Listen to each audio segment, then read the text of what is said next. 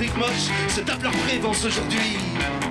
À la santoche, voilà des mensurations, fouille sa bande de toutes les poches. On vous suit même jusque dans... Bonjour, je suis Jean-Baptiste, je suis un ami de Vincenzo.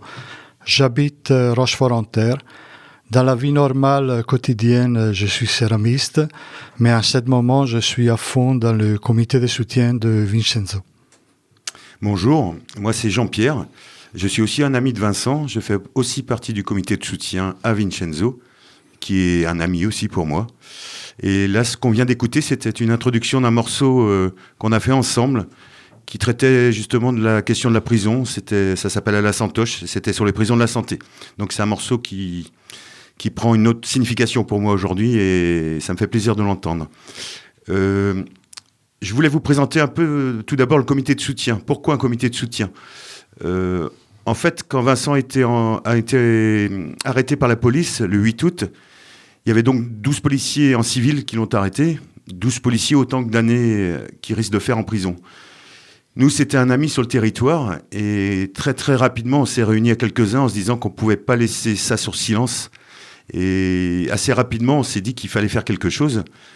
Donc, dès le jeudi soir, on a choisi de prendre un avocat et d'éviter l'avocat d'office pour Vincent. Et du coup, on a sollicité un avocat dans la nuit pour justement qu'il puisse assurer sa défense. De là, rapidement, on en a parlé dans le village.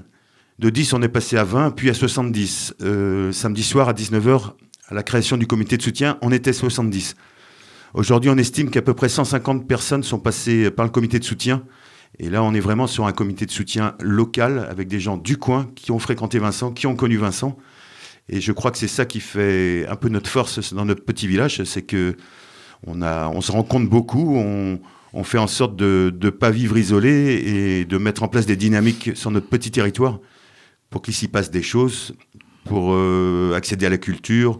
Alors, pour ce faire, on a un bar associatif, on a créé ou permis indirectement de créer différentes structures autour de nous, une association pour accompagner les porteurs du projet du territoire, des paysans boulangers, des brasseurs, enfin différentes initiatives qui permettent de créer du travail sur notre territoire rural.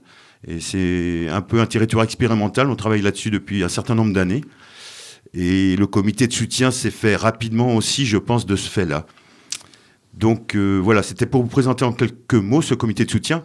Maintenant, on vous propose un document fait par notre groupe de communication sur le résumé des faits, sur ce qu'on reproche à notre ami à Vincenzo. Appel à soutien pour la libération de Vincenzo Vecchi. Jeudi 8 août, la police est venue au village de Rochefort-en-Terre pour arrêter notre ami, voisin, camarade Vincenzo.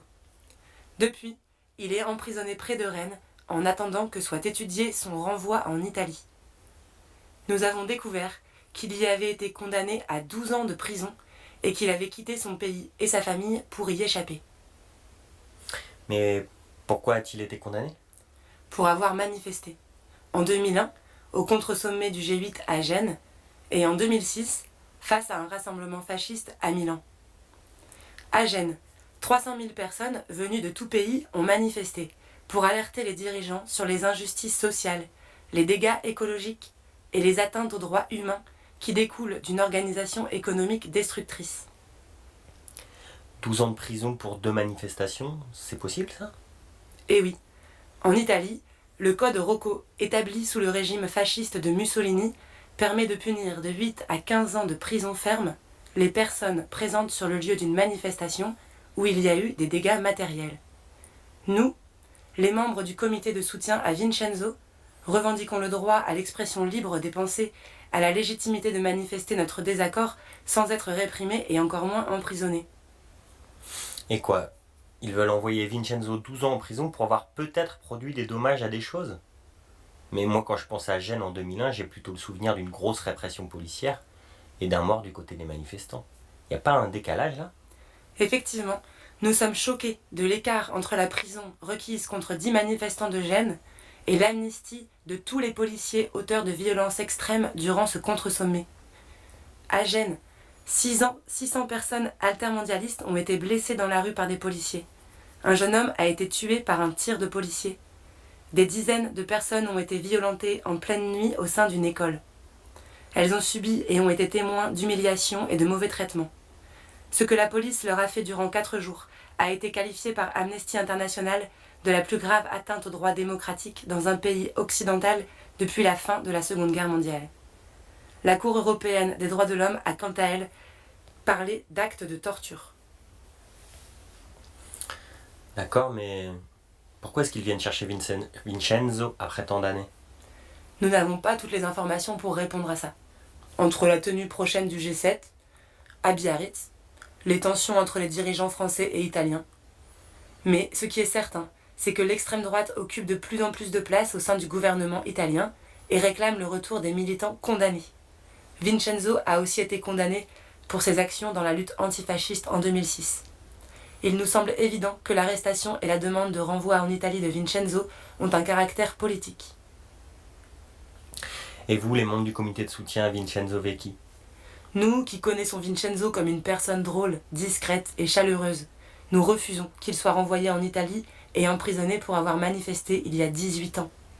Depuis l'arrestation, nous sommes emplis de colère, de tristesse, d'indignation, de peur, de questions, et aussi de force, d'espoir, d'énergie pour agir ensemble, d'envie de le retrouver vite et libre. Pour empêcher le renvoi de Vincenzo, nous voulons informer le maximum de personnes sur les raisons de son arrestation et sur l'injustice qu'elle représente à nos yeux. Nous voulons accueillir votre soutien à Vincenzo. Vous pouvez le faire de différentes manières. En signant la lettre ouverte, accessible sur le site, en rejoignant les actions en cours ou en créant de nouvelles, en relayant les infos, en apportant un soutien financier pour les frais de justice, en affichant votre soutien. Toutes les contributions sont les bienvenues. Une audience a eu lieu le 14. Nous étions 300 devant le tribunal de Rennes pour exiger sa remise en liberté. La décision a été reportée. Il y aura des audiences les 22 et 23 août. D'ici là, soyons nombreux et nombreuses à apporter notre soutien pacifique et déterminé pour obtenir la remise en liberté de Vincenzo. Chaque signature compte. Merci de prendre quelques minutes pour cela. A tout de suite sur le site www.comité-soutien-vincenzo.org ou sur la page Facebook @soutien Vincenzo. Merci de votre écoute. Jamais un maton s'est permis de mettre une gifle.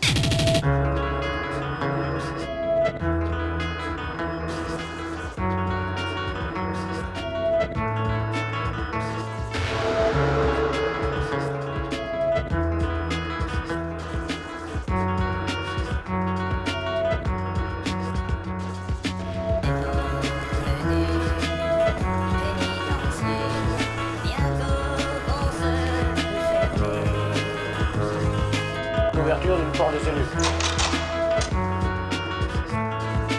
Ouverture d'une porte de cellule. Ouverture. Je regarde s'ils sont présents et je les fais bouger pour voir s'ils sont bien vivants. Vous allez rencontrer des psychiatres, des psychologues. Ils sont observés en permanence. Les surveillants participent à l'observation. Vous allez rencontrer des psychiatres.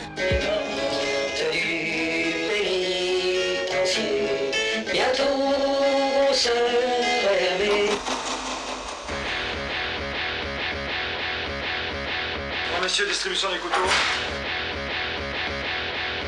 Le rôle de l'administration pénitentiaire, c'est d'écraser, humilier, déshumaniser. 200 000 francs la télé.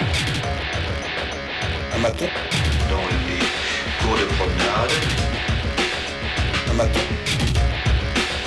Des miradors. un maton, des psychologues, un maton.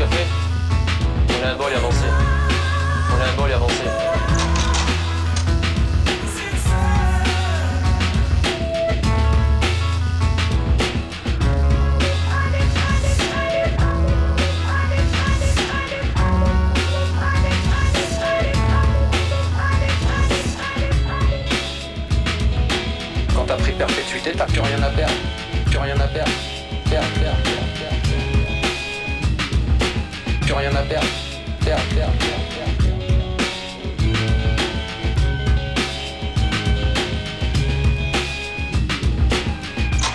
Le droit de tout homme enfermé, c'est de s'évader. Alors là, on vient d'écouter un morceau extrait de l'album Label. Label, c'est un album qui a été fait en soutien aux prisonniers. Et il complète un livre qui s'appelle Au pied du mur. Donc je vous invite à vous le procurer si ça vous intéresse. Donc, maintenant, on voudrait vous parler peut-être un peu plus amplement de certains aspects du côté justement judiciaire, entre autres la loi Rocco italienne, quand même une loi assez incroyable, et aussi qui était à Milan, pourquoi ils ont réagi à Milan par rapport à un groupe qui s'appelle Flamme Tricolore en italien. Donc je vais laisser Jean-Baptiste vous développer un peu ce point-là. Effectivement, je pense que Gênes, ça a marqué les esprits, ça a marqué beaucoup les esprits, mais ça a marqué les esprits pendant un moment parce qu'il ne faut pas oublier que tout de suite après Gênes, en réalité, il y a eu le septembre 2001 qui a complètement effacé cet moment de forte répression en Italie. En réalité, toutes les manifestations qui ont été faites et qui sont faites encore aujourd'hui, en réalité, elles sont continuellement réprimées par l'article de dévastation et saccage. Systématiquement, toutes les manifestations, effectivement, dès qu'il y a la moindre chose, c'est dévastation et saccage. Sans spécifier à l'intérieur, effectivement, de ces troubles, entre guillemets, qui a fait quoi et comment. Ça veut dire que la simple raison d'y être, la simple raison de participer, même identifié par photo, même si on est travisé, même si on est déguisé, même si on a des casques, automatiquement, effectivement, on est accusé et condamné pour dévastation et saccage. Et donc, la chose qui relie en réalité les deux manifestations, que ce soit Gênes 2001 et Milan 2006, c'est le fait que tous les deux, elles ont le même chef d'accusation. La condamnation a été faite justement pour dévastation et saccage. Dévastation et saccage, en réalité, c'est la suite En réalité, ça a été imposé pendant le fascisme. Le fascisme avait besoin, effectivement, de maîtriser la place publique, de maîtriser les manifestations, interdire les manifestations. Et donc, elle a introduit en 1930 ce qu'on appelle Codice Rocco. Code Rocco. Et cette code Rocco a été plusieurs fois remanié. En réalité, on n'est plus dans le Codice Rocco de 1930. L'esprit reste, mais simplement qui a été continuellement réactualisé pour réprimer les différents mouvements sociaux et les différentes manifestations.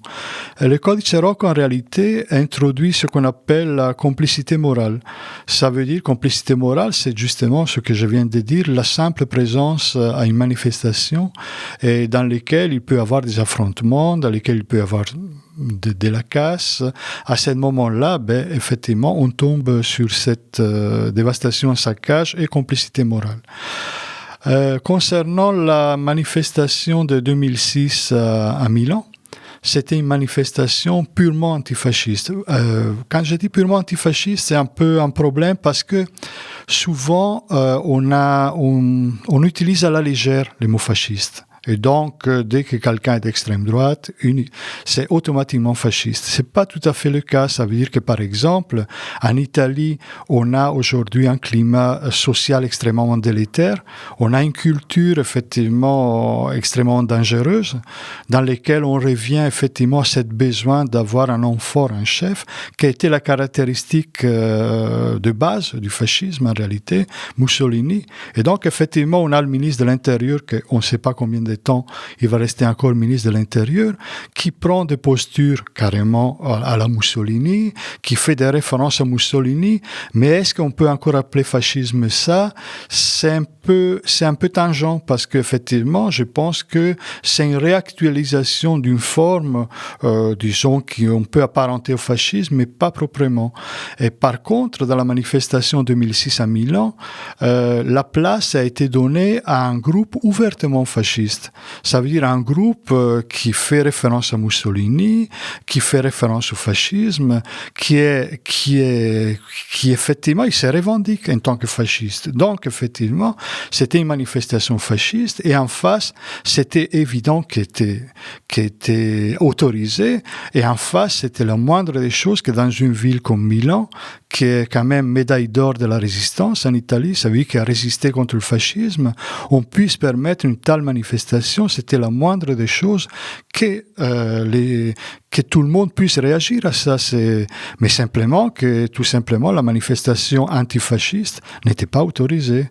Et ça, c'est quand même incroyable parce qu'il y a une loi en Italie qui s'appelle la loi Scelba, dans laquelle on interdit toute manifestation fasciste dans les moindres détails. Ça veut dire que, par exemple, faire le salut fasciste est interdit. Faire, par exemple, faire référence à Mussolini, c'est interdit. Mais effectivement, là, on mesure c'est quoi le climat actuel en Italie, parce que c'était 2006, aujourd'hui, c'est encore pire. Ça veut dire que effectivement, on se retrouve dans un climat social dans lequel le fascisme désormais est devenu, disons, quotidien. Aujourd'hui, en Italie, on peut trouver, par exemple, des calendriers avec Mussolini. On peut trouver la photo de Mussolini partout. On peut trouver, évidemment, des bouteilles de rouge avec les fiches de Mussolini, et ainsi de suite. Donc, c'était la moindre des choses que quelqu'un comme Vincenzo réagisse à cette forme de on pourrait dire provocation, mais d'aberration même. Voilà. Sinon, concernant les condamnations qu'il y a eu en Italie, effectivement, tous les deux, elles sont sous le coup de cette loi. Il y a une chose assez intéressante parce qu'il y a eu des manifestations, par exemple, à Milan, en 2015, en mai 2015, dans lesquelles c'était des manifestations contre l'Expo qui a été faite à Milan cette année-là. Il y a eu effectivement des manifestations et donc il y a eu plusieurs jeunes qui ont été dénoncés pour dévastation et saccage. Et un de ces inculpés-là, en réalité, c'est un Grec qui était en Grèce. Et à ce moment-là, l'Italie a demandé le mandat d'arrêt européen pour le renvoyer en Italie pour être jugé. Eh bien, la Grèce a refusé cette extradition-là, d'appliquer justement le mandat d'arrêt européen en disant saccage, dévastation, saccage, complicité morale, on veut savoir qu'est-ce qu'il a fait. Concrètement. Et effectivement, il n'avait pas fait grand-chose, sauf effectivement participer à cette manifestation. Voilà, c'est un climat assez dangereux. Ça veut dire que l'Italie a toujours adapté les lois. En réalité, l'Italie n'a jamais vraiment rompu avec le fascisme. Le problème de fond, il est là. Ça veut dire qu'après la résistance, effectivement, on a changé quelques noms. On a pendu au effort Mussolini parce qu'il fallait le faire. Mais de fait, les policiers sont restés les mêmes, les patrons sont restés les mêmes, les dirigeants sont restés les mêmes. Et surtout, on n'a pas fait le deuil et la critique du fascisme. Et aujourd'hui, on se retrouve dans une situation fascisante et qui est extrêmement dangereuse. Moi, pour rappel, donc, tout ce que vient de nous dire Jean-Baptiste, là, on peut le retrouver sur notre site qui s'appelle, je le rappelle encore une fois, comité-soutien-vincenzo.org. Je crois qu'on a compilé un certain nombre de documents. Alors, beaucoup de nos amis ont été cherchés, fouillés sur Internet. On a des amis italiens qui nous en ont fait parvenir. Et c'est assez intéressant. Vous allez voir, si vous allez sur ce site, vous allez pouvoir voir ou des vidéos ou des articles assez intéressants. On les a traduits en partie. L'aspect de traduction, on continue à y travailler, on n'est pas des spécialistes, mais je vous invite à aller sur ce site, vous allez avoir beaucoup de matière si vous voulez comprendre mieux les enjeux de toute cette histoire. Alors, on pense important aussi de vous parler de comment Vincent est arrivé sur notre territoire, en fait. Alors, nous, on l'a vu arriver, moi, mon premier souvenir de Vincent, c'est que je le vois débarquer dans notre bar associative. Et moi, j'ai tendance à regarder qui rentre, qui sort et à accueillir les gens. On est dans une démarche d'accueil. Voilà, on est tous des militants associatifs, certains sont des militants qui travaillent dans le social. Ça nous semble important, nous, quelqu'un qui arrive dans notre petit village, on essaie de lui demander qui il est, d'où il vient, et est-ce qu'il boit un coup. Et moi, je lui ai payé une bière ce jour-là. C'était la première fois que je le voyais, ça fait 8 ans, donc. Et depuis ce temps-là, je le côtoie régulièrement, c'est mon voisin, mon ami. On a l'occasion de se croiser 2-3 fois par semaine, on boit le café ensemble, on se fait des grillades. Enfin bref, pour moi, c'est un ami comme un autre. J'ai fait aucune différence avec le reste de mes amis. C'est même devenu un ami proche parce que moi, j'étais assez proche de sa façon d'être, de sa philosophie, de beaucoup de choses. On avait pas mal de choses en commun. Tout à l'heure, on a commencé l'émission par un morceau de musique. Moi, j'ai fait de la musique avec lui. C'était mon bassiste et j'ai envie de le revoir. Moi, j'ai encore des morceaux à lui proposer. C'était aussi un épicurien. C'est quelqu'un qui aimait beaucoup bien manger avec des bons produits, boire des bons vins, les fruits de mer. C'est des choses peut-être qu'il découvrait un peu en Bretagne. Il aimait beaucoup lire, randonner, faire du kayak, du voilier, aller à la plage. Enfin bref, pour moi, c'est vraiment quelqu'un comme tout le monde, Vincent. Et effectivement, on est choqué dans le village parce que pour nous, c'était monsieur tout le monde, Vincent. Il était apprécié, il a de l'humour, c'est quelqu'un de gentil. Enfin voilà, on n'avait pas du tout, nous, l'image de ce qu'on a pu lire dans certains articles, l'activiste, le terroriste. C'est pas du tout, nous, l'image qu'on a depuis 8 ans avec lui. Nous, c'est quelqu'un de sympa, de calme. Et donc, on refuse, nous, cette image-là, et elle nous choque et on a envie de réagir. D'autant plus quand on voit les chefs d'inculpation, la prison qu'il va devoir faire. Enfin voilà, on réagit en tant qu'humain, tout simplement. Donc je pense que Jean-Baptiste a aussi une approche de Vincent et de son arrivée sur le territoire, et donc je vais les laisser continuer à parler de Vincent. Moi, il y a une discussion que je voudrais avoir avec Vincent, que j'espère de revoir très prochainement, parce qu'on veut le revoir. C'est le fait très, très humain, parce que si énormément de gens ils ont adhéré, ils ont soutenu, ils se sont reconnus en lui en réalité, c'est parce qu'il dégageait, et il dégage encore quelque chose. Et la discussion que je voudrais avoir avec lui, il est parti il y a 8 ans, il a tout laissé. Il a abandonné une fille, il a abandonné un milieu, il a abandonné des copains, il a abandonné des compagnons, il a abandonné des camarades. À un moment donné, il part ailleurs. Il y a une phrase qui est magnifique, qu'une copine a dit. On ne sait pas pour quelle raison il est arrivé ici, mais on sait pour quelle raison il est resté. Et je trouve que c'est une phrase qui nous honore. Et je voudrais savoir, pour moi, la rupture, le fait du départ, à un moment donné, on imagine bien quelqu'un qui arrive quelque part. Il est en fuite, on peut l'appeler comme on veut, il est en cavale, il se soumet pas à la prison, c'est un insoumis, c'est quelqu'un qui n'accepte pas, mais en même temps, c'est pas tout à fait un immigré. Et j'aimerais bien voir avec lui comment il a su transformer sa façon d'être pour transmettre, pour nous montrer qu'il était quelqu'un. Ça veut dire que dans sa façon d'être, dans sa façon de parler, dans sa façon de rapporter aux autres, on sentait qu'il avait quelque chose de réellement profond et de quelque chose de réellement politique au fond de lui-même. Ça veut dire le rapport aux autres, les rapports au moment qu'on passait ensemble. Pour moi, on sentait qu'il y avait quelque chose de fort chez lui. Et justement, j'aimerais bien voir comment il a dû s'adapter, comment il a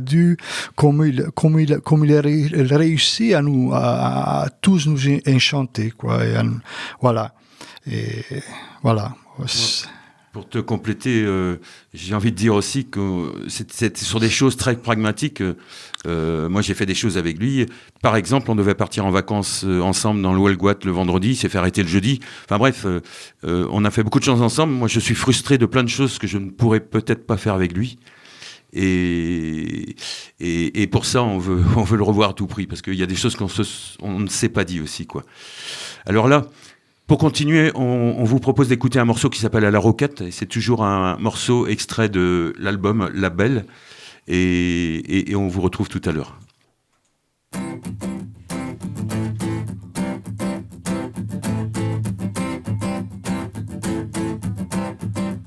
En t'écrivant ces mots, je frémis par tout mon être.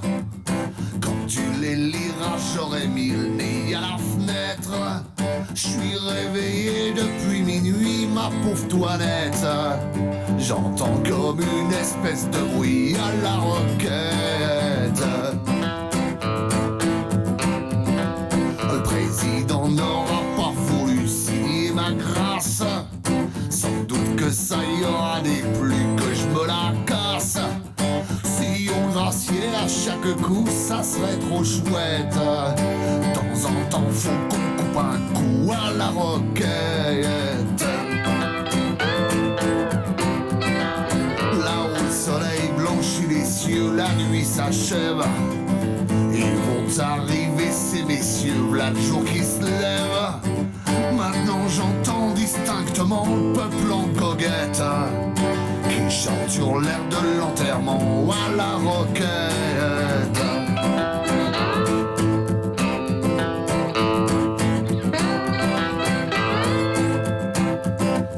Tu vois tout ça, ça ne me fait rien. Ce qui me paralyse, c'est qu'il faut qu'on coupe avant le mien le col de ma chemise. En pensant au froid des ciseaux à la toilette, j'ai peur d'avoir froid dans les os à la roquette.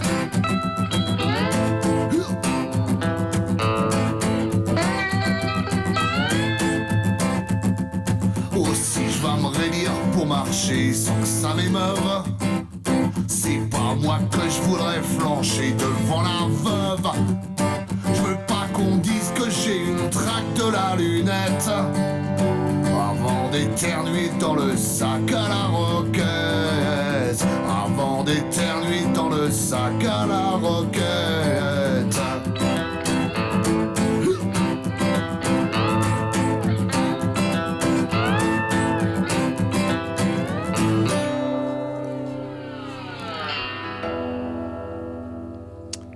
Alors donc, pourquoi on se mobilise sur cette question-là ? Alors nous, on se mobilise de différentes façons. On se mobilise sur notre petit territoire de Rochefort-en-Terre, mais on se mobilise aussi partout en Bretagne. On a activé nos réseaux, nous, parce que voilà, on veut vraiment que cette histoire ne soit pas sous silence, ce qu'elle a été au départ. Moi, le premier appel que j'ai eu de l'AFP, il n'était pas du tout au courant de ce qui se passait. Ça faisait déjà plus de 48 heures qu'il était arrêté. Personne n'avait eu vent de rien et c'est nous qui avons un peu déclenché ce bruit pour taire ce silence. Et nous, ce qu'on veut surtout, c'est empêcher l'extradition. Je pense que d'avoir pris un avocat dans la nuit de jeudi, ça a peut-être freiné l'extradition. D'avoir communiqué, ça a peut-être empêché l'extradition. Et de continuer à être à Rennes le 23 et le 24, ça va peut-être empêcher l'extradition. Nous, on est toujours... Parce qu'on sait très bien que en fait, les peines qu'il a eues en Italie sont irrévocables. C'est-à-dire qu'une fois qu'il sera en Italie, il les fera, quoi qu'il arrive. Donc, pour l'instant, nous, on ne veut pas qu'il quitte la France. On fait tout pour pas qu'il quitte la France. On sait qu'on a devant nous 60 jours. Ça va être très court. On continue un peu de tous les côtés à chercher des solutions à ça. Et d'ailleurs, on appelle tous ceux qui peuvent nous aider à empêcher cette extradition, à vraiment nous aider à le faire, parce que je pense que là-bas, il n'aura pas de cadeau. Je pense que là-bas, ça sera un trophée pour Salvini. Il y a des grandes chances.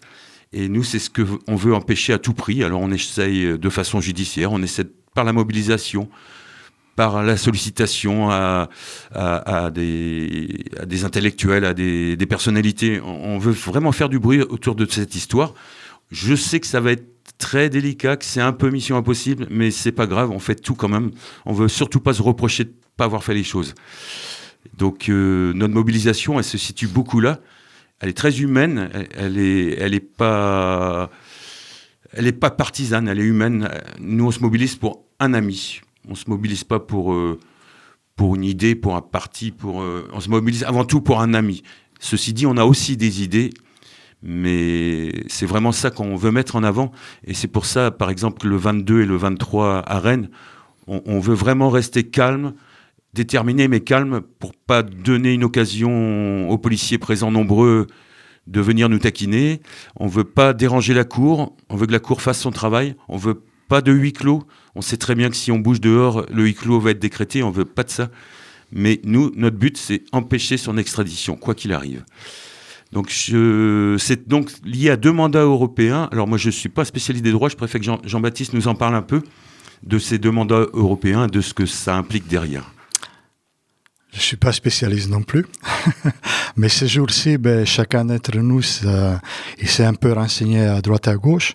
On continue à employer le terme extradition, qui d'un point de vue purement, disons, judiciaire, c'est pas le mot correct, mais on l'emploie, on continue à l'employer parce que justement, c'est parlant pour tout le monde. En réalité, il y a eu une évolution ces dernières années. On essaie de créer un espace juridique européen dans lequel, après la libre circulation des marchandises, il y a aussi la libre circulation des personnes recherchées. Et le passage qu'il y a eu entre l'extradition et le mandat d'arrêt européen, c'est que pendant l'extradition, on pouvait contester le caractère politique, par exemple, de la peine. Aujourd'hui, on ne peut plus. Et le mandat d'arrêt européen, en réalité, accélère un peu, d'une façon un peu plus expéditive. Mais il y a quand même un certain nombre de points. Ça veut dire qu'il n'est pas tout à fait fini. Il est encore en construction. Il y a encore des failles. Et c'est dans cette faille-là qu'on essaye vraiment de mettre les doigts, de rentrer dedans. Les avocats, ils sont entrés à travailler à plein régime autour de ça. Et justement, c'est pas inéluctable. Ça veut dire qu'effectivement, le mandat d'arrêt européen, il essaye de faciliter les renvois, mais il y a encore des failles sur lesquelles on peut s'appuyer. Nous, effectivement, quand on a lancé la bouteille à la mer, comme on dit, le premier communiqué, c'est justement parce que je pense que la chose était censée passer sous silence. Ça veut dire que là, c'était un paquet cadeau pour l'Italie qui nous l'a envoyé. C'est pour ça qu'on a fait du bruit. C'est pour ça qu'on s'est mobilisé. Et en rapport aux 2 rendez-vous du 22 et du 23, c'est 2 rendez-vous pour nous très très importants pour ça. Le 22, effectivement, c'est une demande de remise en liberté, mais le 23, Jean-Pierre disait on va être calme, déterminé, etc., etc. C'est vrai, mais on est vraiment déterminé parce que nous, on a arrêté quelque chose une procédure monstrueuse. On a arrêté quelque chose qui en réalité, c'était quelque chose pour nous d'inhumain, qui va bafouer toutes les règles de base. Donc, on a réussi à arrêter ça et on veut que le 23, la Cour nous dise, vous avez eu raison de le faire. Et donc, on va vous donner un délai supplémentaire parce qu'on a besoin de réfléchir un peu plus. Parce qu'en réalité, les documents que l'Italie a envoyés, c'est des documents bâclés, c'est des documents, il y a des trous partout, ça tient même pas. Et ça, pour démontrer ça, on a besoin d'un supplément d'information, on a besoin de ça. Parce qu'on va démontrer qu'effectivement, cette mandat européen ne tient pas la route. Et c'est pour ça qu'on va être déterminé, parce qu'on veut que le 23, la Cour nous dise, on vous laisse le temps encore de réfléchir. Et je ne demande pas qu'ils nous remercient pour le travail qu'on a fait, mais on a fait un formidable travail d'alerte. Et surtout, on veut, s'ils avaient vraiment le courage. Si c'était vraiment une justice indépendante, comme certains le disent, ils pourraient même casser le mandat d'arrêt européen. Parce qu'effectivement, l'Italie, elle s'est foutue de la gueule des juges. Il a envoyé quelque chose qui tient pas debout. Des fausses informations, n'importe quoi. S'ils avaient vraiment le courage, les juges ils diraient, écoutez, on le libère, on vous rend, parce que de l'autre côté, c'est vraiment des guignols. Voilà.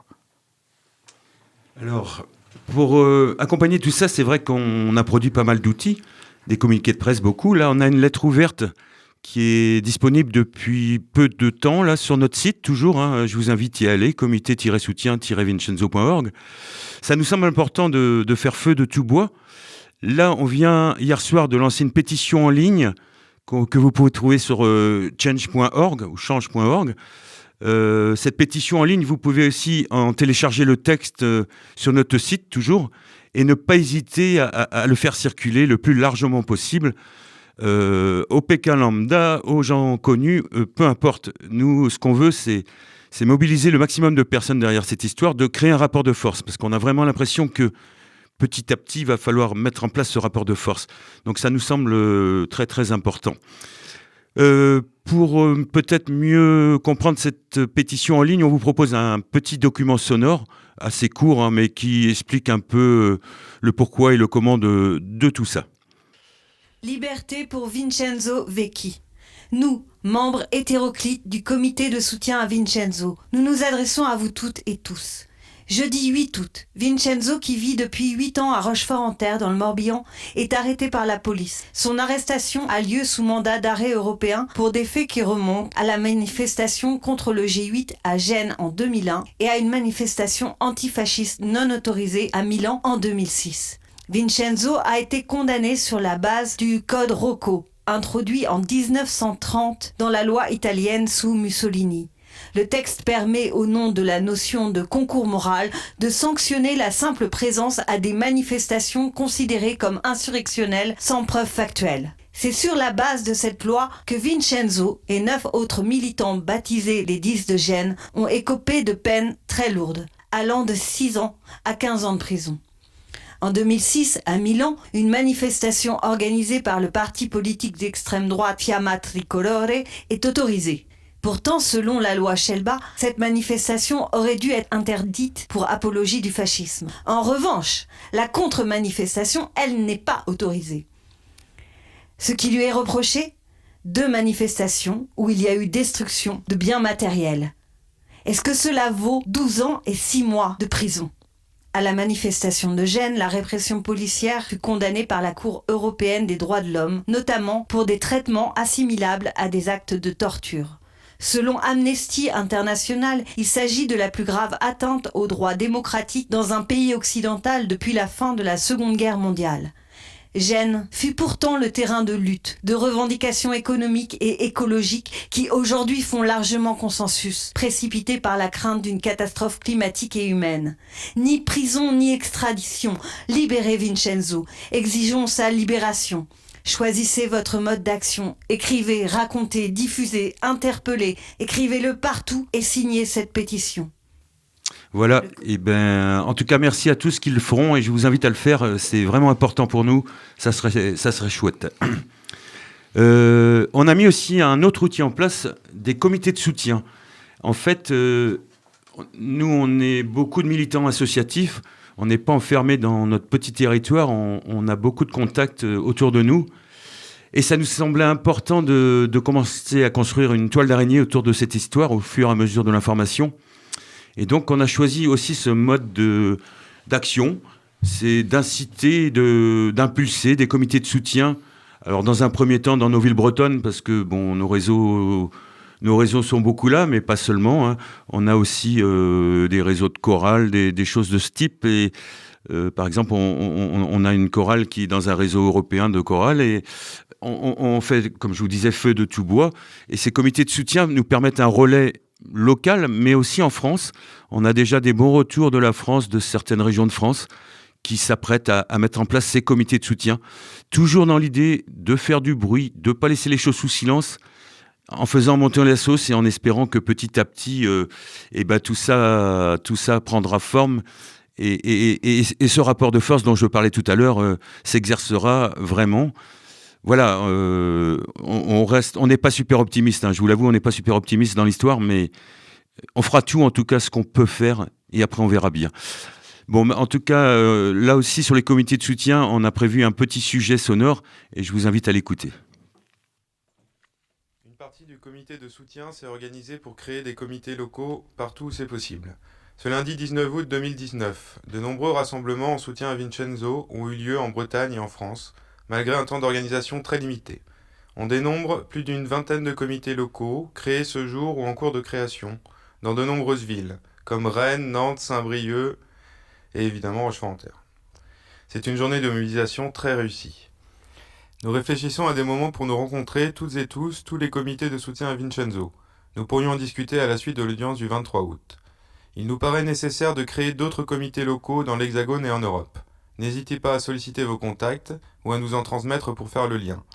C'est notamment le rôle d'intercomité de mettre en relation les personnes souhaitant aider. Vous pourrez nous joindre à l'adresse mail suivante intercom.vinc@gmail.com.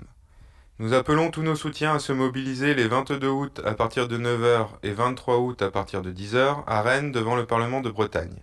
Même si Vincenzo a besoin de soutien aux 2 audiences, après concertation avec notamment les avocats, il nous semble primordial de mobiliser massivement le 23 août, dans le même esprit que la fois d'avant, pacifiste et déterminé, sans banderole ni drapeau avant le rendu de l'audience pour éviter un huis clos. Pour celles et ceux ne pouvant s'y rendre, nous appelons à se rassembler jeudi 22 à 18h, comme les comités de Morlaix et Guingamp le proposent déjà. Cela fera suite à l'audience pour la demande de liberté conditionnelle et précédera celle du 23 pour l'extradition ou la demande d'informations complémentaires à l'Italie. Cette réactivité d'adhésion au mouvement pour Vincenzo nous fait aussi penser qu'il y a un ras-le-bol de la répression des mouvements sociaux et des manifestations, depuis Gênes jusqu'à aujourd'hui, que ce soit en France ou partout en Europe et dans le monde. Quand on a lancé la bouteille à la mer, comme on continue à dire, cette communiqué de presse pour alerter effectivement qu'il y avait un danger, qu'il y avait un problème, on a été surpris nous-mêmes de la réaction de nos voisins, des réactions de nos proches, des réactions des gens du village, des réactions des gens du territoire. Réactions extrêmement positives. En réalité, on a réussi à faire quelque chose vraiment de formidable, dans le sens que on a réussi à mettre en commun tout notre savoir-faire, toute notre intelligence, et on a créé vraiment un mouvement, on a créé quelque chose qui nous dépasse complètement, et tant mieux.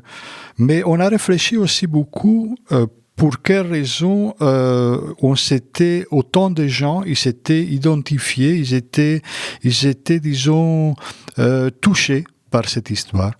Et on a trouvé quand même 2 pistes possibles, évidemment liées au personnage de Vincenzo, quelqu'un qui effectivement s'est intégré, mais intégré d'une façon active, dans notre façon un peu, effectivement, Jean-Pierre le disait avant, un peu expérimentale, un peu différente de beaucoup d'attention à l'autre.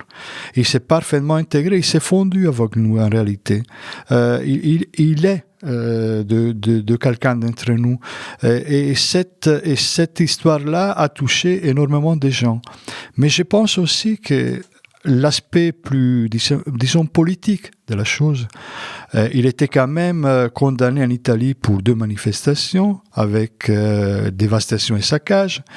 Et en réalité, je pense que la plupart d'entre nous, ils se sont immédiatement identifiés à lui parce que beaucoup d'entre nous, ils ont participé aux manifestations contre l'aéroport. Ils ont participé aux manifestations ZAD. Certains, ils ont participé aux Gilets jaunes. Et on a vu aujourd'hui que la répression en France, elle s'est durcie. En France aussi, effectivement, les outils répressifs de la police, mais judiciaires, ils commencent aussi à se mettre en place. Ça veut dire qu'en réalité, tous les gens qu'on connaît, ils ont dit, oui, il était effectivement à Gênes, oui, il était à Milan, mais nous aussi, on était dans des situations similaires il n'y a pas si longtemps que ça, et nous aussi, on aurait pu tomber comme lui, à sa place.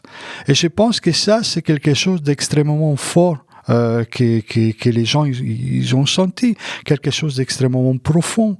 C'est pour ça qu'on continue à revendiquer comme amis, mais on les revendique aussi comme compagnons de route, compagnons de lutte, compagnons d'expérience de vie. Parce que justement, c'est vrai, c'était un ami, mais c'était un ami dans le plus profond, dans l'essence même de ce qu'est l'amitié, dans l'essence même de ce qu'est l'humanité, et pour moi, dans l'essence même de la politique, de la vraie politique, la politique de vivre ensemble. C'est pour ça que la chose incroyable qui s'est passée l'autre jour à Rennes, la force, effectivement, de tous les gens qui étaient là, c'était quelque chose de rarement vu. Vraiment rarement vu. Et cette puissance, cette force-là, elle s'est manifestée à un moment donné avec le silence. Le silence et cet corps uni qui était face au Parlement, c'était quelque chose d'incroyable. Ça veut dire que souvent, on continue à voir justement, quand on dit par exemple, pas des drapeaux, pas des banderoles, etc., c'est pas parce que on pense que on se soumet, on fait un peu le petit malin pour pas se soumettre, par exemple, à être refoulé, à être attaqué par la police, etc. Mais non, c'est pas du tout ça. Parce que notre force, elle est beaucoup plus forte, elle est beaucoup plus profonde. Et quand Vincent a envoyé une lettre qui m'a touché, c'était la phrase finale, que la force soit avec vous. Oui, effectivement, on a retrouvé en nous, en profond de nous-mêmes, dans nos tripes, on a retrouvé une force qu'on ne soupçonnait même pas, une force qui est personnelle, mais qui est aussi collective. Ça veut dire qu'on a réussi à relier entre nous des rapports éminemment politiques. Là, on est en train de faire de la vraie politique. Quelque chose qui va justement au-delà du drapeau, parce que chacun d'entre nous a le sien, au-delà de la banderole, et chacun peut arriver avec la sienne. C'est pas, mais effectivement, je pense qu'on est dans une période dans laquelle je dis pas qu'on va rentrer en résistance, parce que c'est un mot un peu galvaudé, mais dans lequel il faudra s'habituer à exprimer notre être, à exprimer notre façon de vivre, à exprimer ce qu'on est profondément, à l'exprimer, commencer à l'exprimer peut-être différemment et peut-être aussi d'une façon beaucoup plus profonde. Oui, moi je dirais aussi que peut-être que Vincent, il a eu la chance de tomber sur un territoire organisé en fait, parce qu'on est très organisé, on parle d'expérimentation sociale, économique, écologique, enfin il y a plein de choses qu'on fait sur ce territoire, et effectivement on est organisé, on a l'habitude d'animer des réunions, on a des méthodes de travail, on a différentes techniques d'animation, et ça a fonctionné très vite, et c'était aussi une richesse locale qui est très importante. Très rapidement, on a monté un groupe de coordination, puis des groupes annexes, un groupe judiciaire, un groupe, la relation avec Vincent en prison, lui amener des habits, faire différentes choses, lui amener de l'argent pour qu'il puisse cantiner.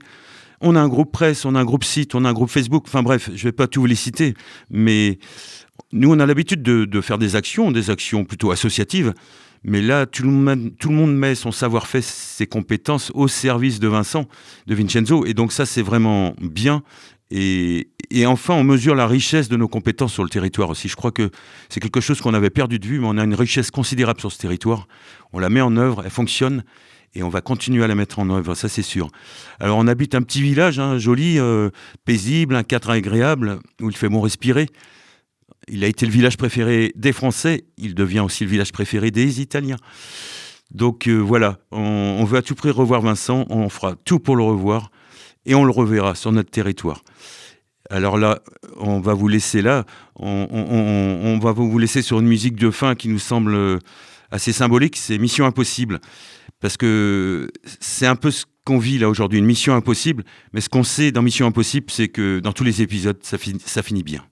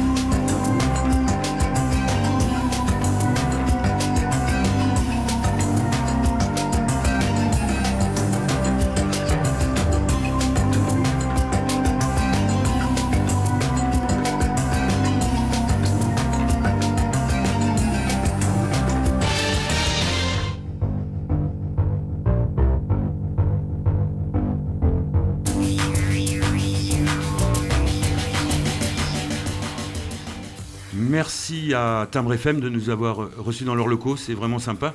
Merci aussi aux autres radios qui voudront bien diffuser ce sujet, qui nous diffuseront. Ça compte beaucoup pour nous et merci à tous. Liberté pour Vincenzo. Quand on a commencé, il y a un certain nombre de concepts qu'on a développés entre nous.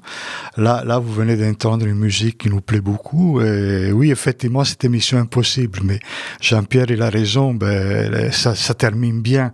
Et là, on est bien parti. On va continuer. On est au fond là-dedans.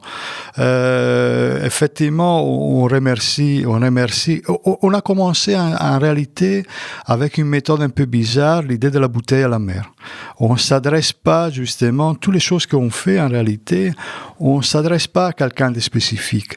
La discussion par exemple qu'on a eue en rapport à la lettre ouverte, à la pétition à signer, etc., on a réfléchi beaucoup à qui on va l'adresser, à qui il faut s'adresser, etc.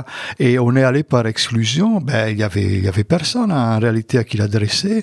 Et donc on continue avec cette tactique, cette méthode de bouteille à la mer. Et donc, cette pétition, cette lettre ouverte et toutes les choses qu'on essaye de faire, en réalité, pour nous, c'est des bouteilles lancées.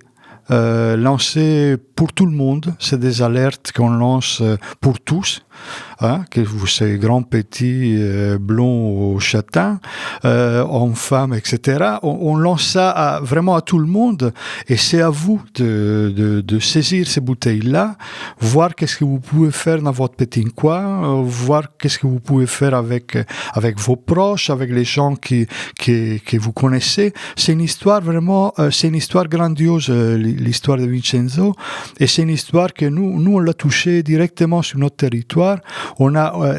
C'est incroyable comment cette histoire-là, en réalité, crée des relations, fait discuter effectivement sur le vivre ensemble, sur qu'est-ce qu'on peut faire ensemble, on est là pourquoi, etc. Ça crée une dynamique de discussion, ça crée une dynamique de complicité avec les autres.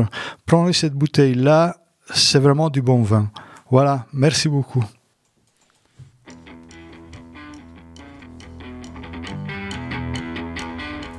Le comité de Rochefort-en-Terre pour la libération de Vincenzo Vecchi vous invite à des rassemblements pacifiques et déterminés devant le Parlement de Rennes pendant les audiences.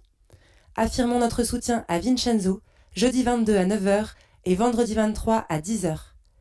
Il risque l'extradition vers l'Italie où il a été condamné à 12 ans de prison pour avoir manifesté. Venez nombreuses et nombreux, dans le calme, sans banderole ni affichage politique qui pourrait nuire à sa défense. D'autres rassemblements s'organisent en France. Une pétition est en ligne. Retrouvez toutes les infos sur le site www.comité-soutien-vincenzo.org et sur Facebook @soutienvincenzo. Merci.